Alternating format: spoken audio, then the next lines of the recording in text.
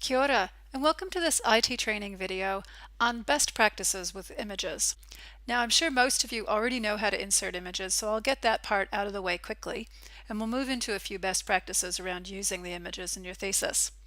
An easy way to insert the images is just to click inside of your document and then hit the Enter key on your keyboard, and then go to the Insert tab and find the Pictures icon. This generally will take you to your pictures library, but today it's taking me back to the last folder where I was, and it happens to be one full of pictures. Pictures come in many file types, but some tend to be better to use. As a general rule, you should aim for using a PNG or a JPEG. GIFs may also work, but they tend to be a little too small. And at the other extreme, TIFFs are usually too large. Notice this TIFF right here. If I hover over it, it's 3 meg. And the picture just to the left of it, which is identical, is going to only be 290K.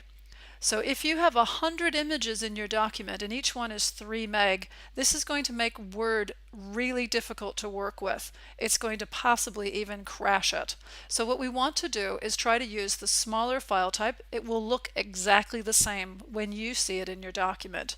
But let's just imagine all you've got is the TIFF. So if you insert that in the document, what you can do is right-click and save it as a new picture. And I'll just get back into that same place. And in here, I will change the file type to a JPEG, and I'll just give it a name. And then I will delete out the TIFF and replace it with the JPEG version. And there's my copy, which again is much smaller. This one happens to be a little bit bigger than that first one I created. This one's 507 rather than 290K. So now that you've got your images in the document, let's have a look at the size of the image in relationship to the document itself. I'm going to resize this one. If it were all the way out to the margins, we wouldn't have to worry about it, but if it's smaller than the margins, we want to center the image. Now you just would do that by changing the properties of the paragraph.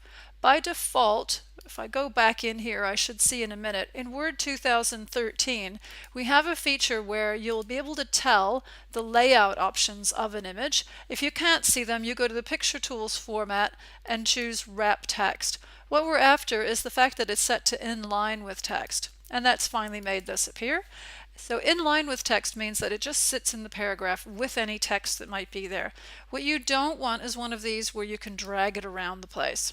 Instead, if you just click in this paragraph and set that paragraph to center, you're in business. Charts will work exactly the same way. They just sit inside of a paragraph and you just center that paragraph. Now you may want to make further changes. You might want to add some space before and after that paragraph, and you can easily do that by going into the paragraph settings and just adding some space there. I'll try to add a lot so it's really obvious, and click OK, and now you can see, oops, sorry, I was on the chart. You can see the space has been added in before and after. If you want to get really advanced, if you've got lots of images, something else that you could do would be to go into your styles and create a brand new style, leave it set to paragraph. I'll call this one something like picture. And then you can set the paragraph settings to tell it to be centered, tell it to put in that extra spacing, and then you could apply that to every paragraph where you've got images. So that's another option for you. Okay, that's all for this tutorial video on best practices with images. Thanks for your attention. Kia ora.